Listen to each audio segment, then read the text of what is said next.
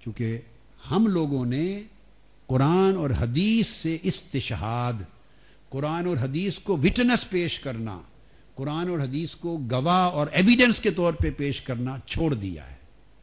ہم نیچے جو کمزور دلائل ہیں نا، کمزور شہادتیں، ان پر اتر آئے ہیں۔ دوسرے طبقات نے موقف اور دعویٰ غلط ہونے کے باوجود گواہ مضبوط پکڑ لیے ہیں، خواہ گواہی اس کی مطابقت رکھے یا نہ رکھے، وہ مقدمہ جیتتے ہیں۔ اور ہم نے اپنا علاقہ کتاب و سنت کے دلائل اور کتاب و سنت کی گواہی سے کمزور کر لیا۔ یہ وجہ ہے کہ پچھلے 8-10 سال سے، جو میں نے 10-12 سال 15 سال سے ایفرٹ کر رہا ہوں، اور پچھلے چند سالوں سے تو بہت زیادہ، کہ میں یہ کہا کرتا ہوں کہ میں نے ایک کلچر میں، علمی کلچر میں تبدیلی کی کوشش کی ہے، ایک عاجزانہ کوشش کی ہے۔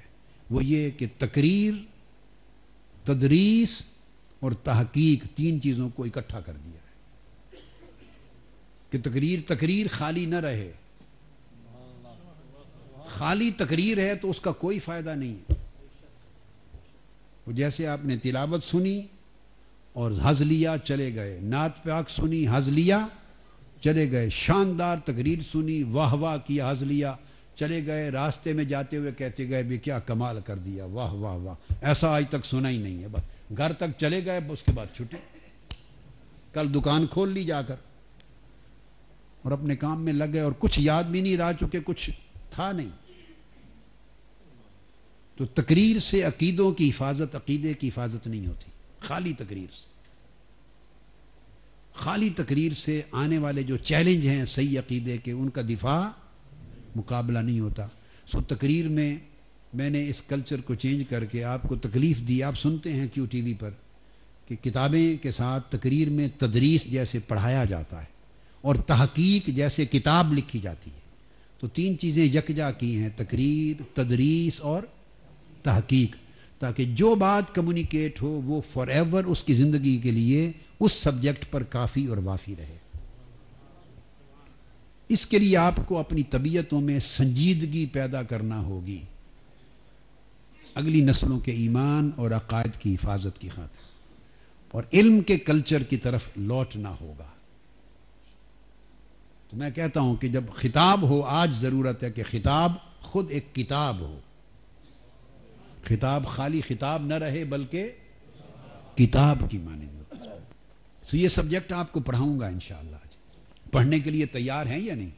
یہ خالی سننے کے لیے ہی بیٹھے؟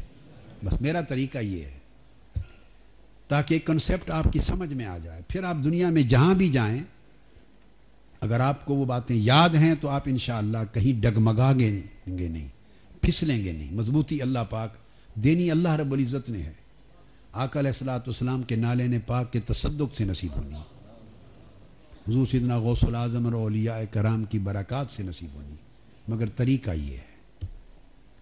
اس واقعہ اصحاب کہف میں جو قرآن مجید میں ہے، سو ہم اس لیے اپنے جو گواہ لا رہے ہیں اس مقدمہ ولایت پر اور مقدمہ تصور اولیاء پر اور مقدمہ کرامات پر۔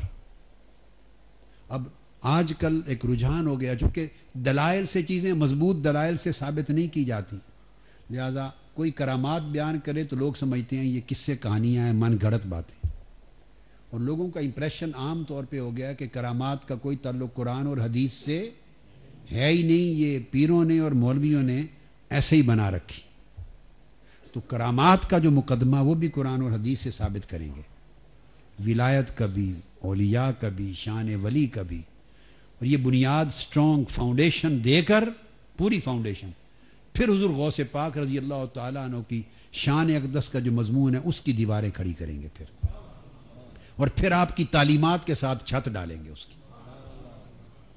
یہاں ایک میں بڑی دلچسپ بات کہوں آپ کو، میں نے مطالعہ کیا اور قرآن مجید کی ان آیات کو جمع کیا، ایک بڑی ایمان افروز بات ہے، قرآن مجید کی ان آیات کریمہ کو جمع کیا جہاں اللہ رب العزت نے ولایت کا ذکر کیا ہے اور ولی کا اور اولیاء کا، 3 لفظ۔ یہ بات ایک ذوق کی ہے اور وجدان لطیف کی بات ہے۔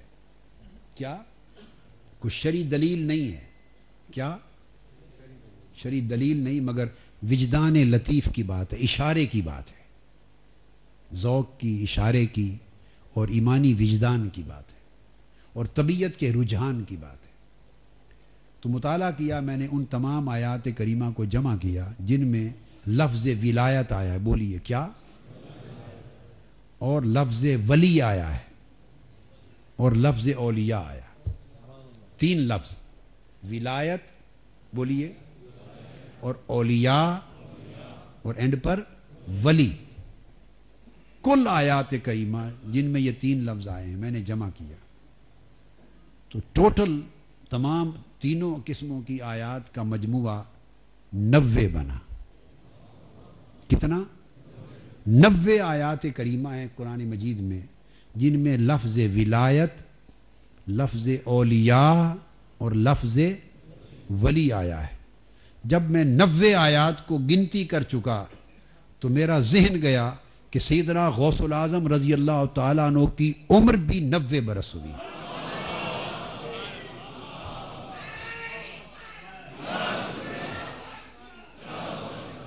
اس کو علم الاشارات کہتے ہیں.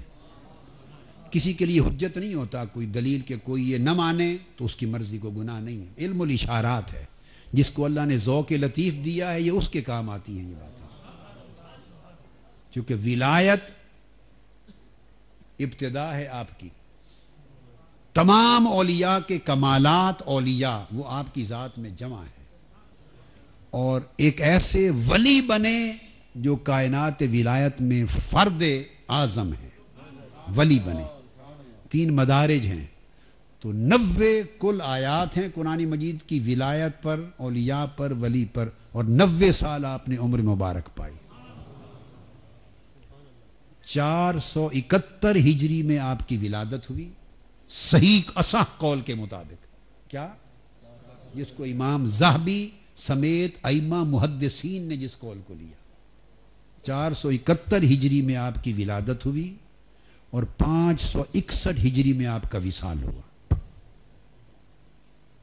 90 برس عمر اور 90 آیتوں میں اللہ نے مضمون ولایت کو بیان کیا ہے. اشارہ اس امر کی، اس کو علم الاشارہ میں نے کہا. یہ بنا کہ گویا اللہ رب العزت نے اشارہ کیا کہ ولایت میں فرد تام شیخ عبد القادر جیلانی اور فرد اکمل غوث العظم شیخ عبد القادر جیلانی. میں عرض یہ کر رہا تھا کہ اصحاب کہف کے باب میں یہ پہلا ایک مقام ہے جس میں تفصیل سے اللہ تبارک و تعالیٰ نے ولایت کو، ولی کو اور اولیاء کی شان کو بیان کیا. جب وہ 309 سال غار میں لیٹے تو غار کا دہنا کھلا ہوا تھا، اوپن تھی ایک طرف سے، اور سورج جب چڑھتا تھا مشرق سے تو اوپر ابھرتا تھا تو غار اس طرح کھلی تھی کہ اس کی دھوپ براہ راست اس غار میں پڑتی تھی اس کے دہنے سے، اور مغرب کی طرف بھی کھلی تھی. جب سورج غروب ہوتا تھا تو اس کی سورج کی دھوپ پھر غار میں پڑتی تھی. وہ غار اس شکل میں تھی. فہم فی فجوۃ منہ، وہ غار کے اندر ایک کھلا میدان تھا. تو سورج کے طلوع اور سورج کے غروب کے دونوں اوقات میں گھنٹوں گھنٹوں تک سورج کی دھوپ ادھر سے بھی وہاں پڑنے کا احتمال تھا.